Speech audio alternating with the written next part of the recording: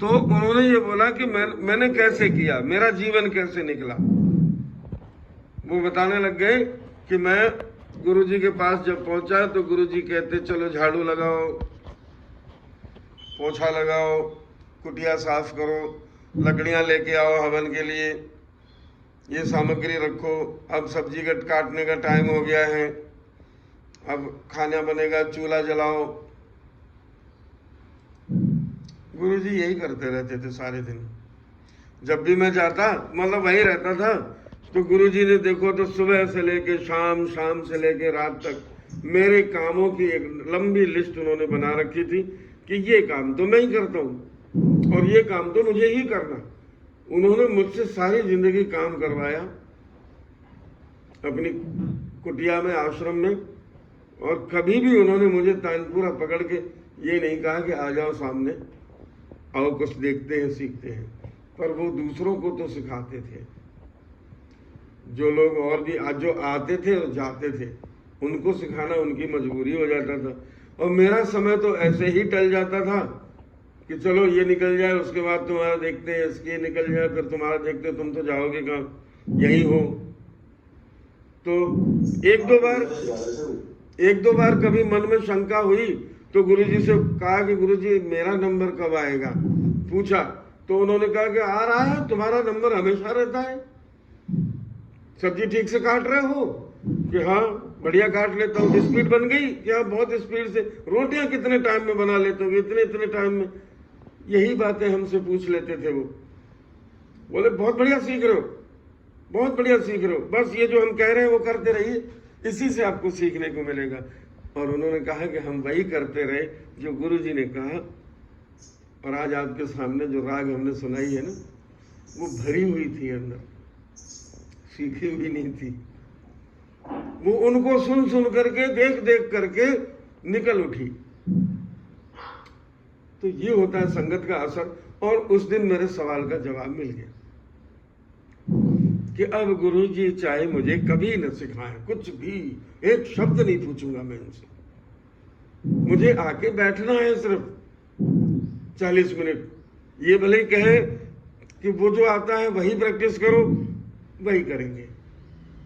ये कहे कुछ प्रैक्टिस मत करो, चुपचाप बैठो, वही करेंगे।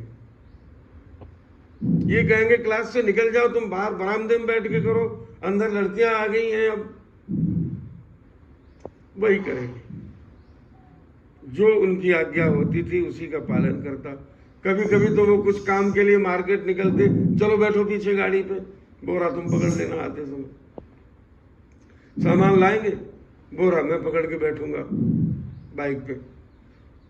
इन कामों में रुचि रही और गुरुजी यही करवाते रहे।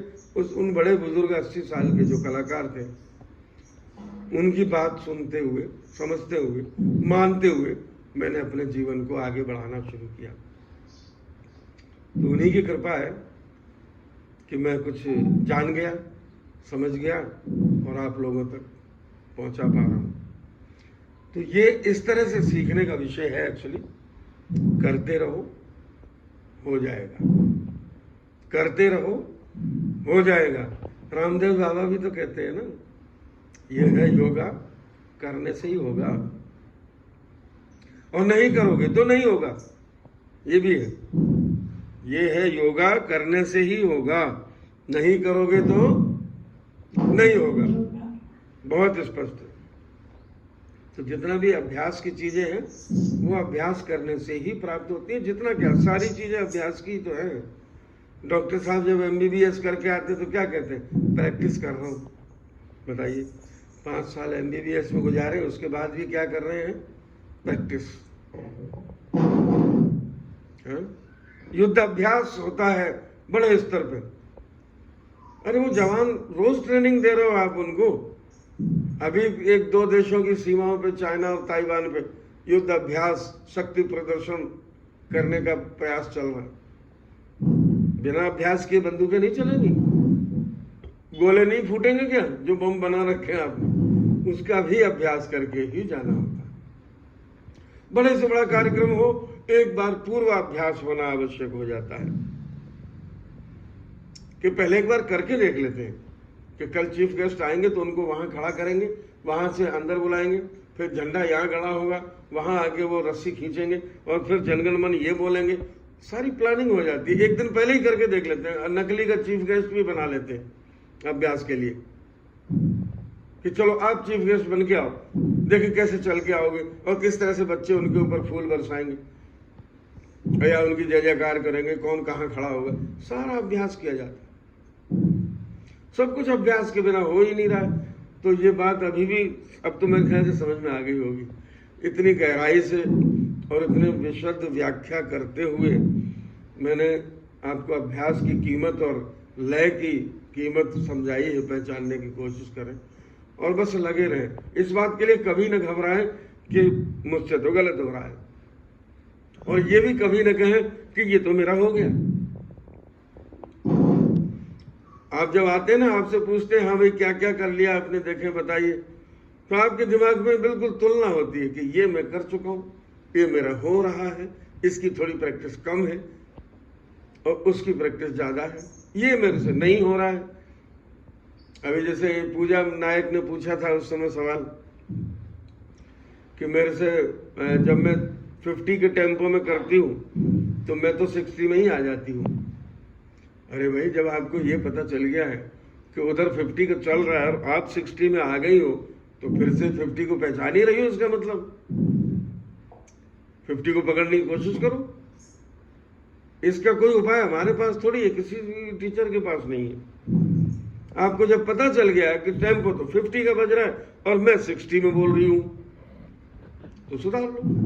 और सुधरेगा कैसे? ध्यान दे करके अभ्यास कर लो, थोड़ा थोड़ा करके कर लो। आपके हर सवाल का जवाब एक ही है, अभ्यास नहीं है।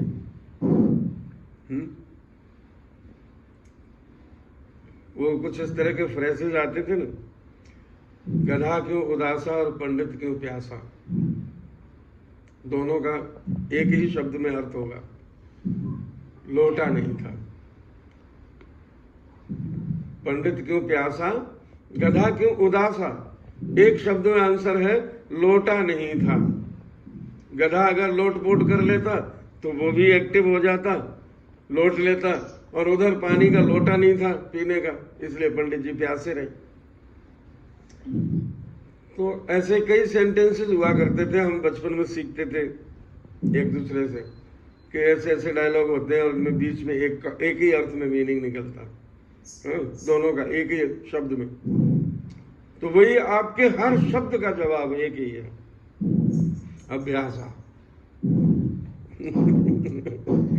आपके हर शब्द का जवाब एक ही है। जो कुछ भी आपको प्रॉब्लम आ रही है वो सिर्फ और सिर्फ अभ्यास की कमी की वजह से आ रही है। और आपको भी ये पता चल चुका होगा कि जितना जितना आपने अभ्यास किया है उसमें आपको प्रॉब्लम नहीं आ रही है, उसमें आपको आनंद आने लग गया है। जो जो आपका अच्छा हो गया है उसमें आनंद की अनुभूति बढ़ती चली जा रही है, और जो जो अच्छा नहीं हुआ है उसमें आनंद की कमी है। और जब आनंद पूरा आने लग जाए तो समझ जाना कि अब आप अच्छा कर रहे हैं, सीख गए, सीखने की स्थिति में आ गए।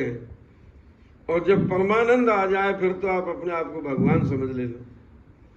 संगीत के जब सुर लगे और उन सुरों की वजह से आपके रोंगटे खड़े होने लग जाए कभी कभी, क्या बात कही। देखा आपने लोगों को ऐसे करने लग जाते, जब भी कोई अच्छे सुर लगाते तो हम भी बीच बीच में बिना वाह किए नहीं रहते। वाह क्या बात है, बढ़िया सुर लगाए निषाद ने या किसी भी गायक ने, तो आह निकल जाए आपके अंदर से भी, आह क्या कर दिया मैंने, ऐसा होने लग जाए। आपको समझ में आने लग जाए कि ये बहुत मुश्किल टास्क था और मेरे से हो गया, मुझसे निकल पड़ा ये, तो अपनी तारीफ भी करोगे एक दिन, अरे मेरे से तो ये बहुत अच्छा हो गया। यही सिलसिला चल रहा है अभी। आप जब अच्छा कर लेते हो तो अपने आप को शाबाशी भी मन ही मन दे लेते हो कि गुड यार, तूने बढ़िया कर डाला ये, मन ही मन खुश होते हो कि मैंने अच्छा किया, वेरी गुड, इससे बढ़िया कुछ नहीं हो सकता। और आपने जब खराब किया तो अपने आप को मुंह बिगाड़ लेते हो। ये सब खुद आप ही हैं, दंड देने वाले और तारीफ करने वाले। ऐसा मुंह बनाते हैं जैसे कि थप्पड़ मार दिया हो किसी ने जब गलती हो जाती। तो जैसे ही गलती होती है तो थप्पड़ का एहसास होता है चेहरे की शक्ल देख के, और जब आप अच्छा करते हो तो वो मुस्कुराहट दिखाई देती है आपके चेहरे पे, दिव्य, कि हाँ आपने गुड वर्क किया है। वो कॉन्फिडेंस, आपकी आंखों की चमक, आपके चेहरे की लालिमा ये बता देती है कि आप अच्छे हैं, पॉजिटिव हैं, सही हैं, है ना। तो ये अच्छी अच्छी बातें थी जो मैंने आज आपको बहुत विस्तार से जानने की कोशिश की, आपको जनवाने की कि विश्वास रखें, सब अच्छा होगा। और अभ्यास ही है निरंतर, और कुछ भी नहीं है। अभ्यास के बिना कुछ भी नहीं होना, हर चीज बिना अभ्यास के, यहां तक कि मृत्यु भी अभ्यास से ही आ रही है। जब हम मरते हैं ना तो हमेशा के लिए सो जाते हैं, 12-12 घंटे, 8-8 घंटे रोज मरने का अभ्यास किया है। शाम होते ही खाना वाना खाया, चलो मर जाते हैं थोड़ी देर के लिए। कोई नहीं जानेगा उस समय, आपको कुछ पता नहीं चलेगा बाहर क्या हो रहा। बरसात हो रही होगी, आप तो गए हुए थे प्रैक्टिस में, आप प्रैक्टिस कर रहे थे, इसलिए आपको पता ही नहीं चला कि बाहर बरसात हो रही थी। आपको यहां से उठा के वहां भेज दिया गया, आपको पता ही नहीं चला, क्योंकि आप तो प्रैक्टिस में मगन थे, आप मौत की प्रैक्टिस कर रहे थे। जिस तरह से नाटक में 15 दिन तक अभ्यास चलता है और 16वें दिन फाइनल ड्रामा हो जाता है, सभी किरदार अपने अपनी जगह चले जाते हैं, ठीक उसी तरह से मृत्यु का भी प्रतिदिन अभ्यास हो रहा है। और एक समय जब अभ्यास पूरा हो जाता है तो फाइनल ड्रामा खत्म, पर्दा गिरता है, पर्दा उठता है। 2-4 बार ऐसा होता है आखिरी समय में, और अंत में नाटक का अंत हो ही जाता है। सारा कुछ अभ्यास की प्रक्रिया है। चलने का भी अभ्यास किया गया था, और आप कभी नोट करना, आप अकेले में चलते हो ना, कभी ऑटोमेटिक लय में ही होंगे आप, वो भले कोई सी भी लय रही हो, कदम बिना लेके चल ही नहीं सकते, एक धीरे एक जल्दी। इवन लंगड़ा आदमी भी अगर हो ना तो वो तिगुन में चलता है, 1 2 3 1 2 3, मतलब लय तो वहां भी है। सब्जी काटने में कौन सी लय होती है? किसमें? सब्जी काटने में कौन सी लय होती है? अब देख लो, जैसे काट सको, आपकी लय डिपेंड करती है आपके ऊपर। होटल वाले तो बड़ी फास्ट द्रुत गति में, होटल वालों को देखो काटते हुए कैसे काटते हैं, खच खच खच खच खच खच खच खच, ये बड़ी लौकी है।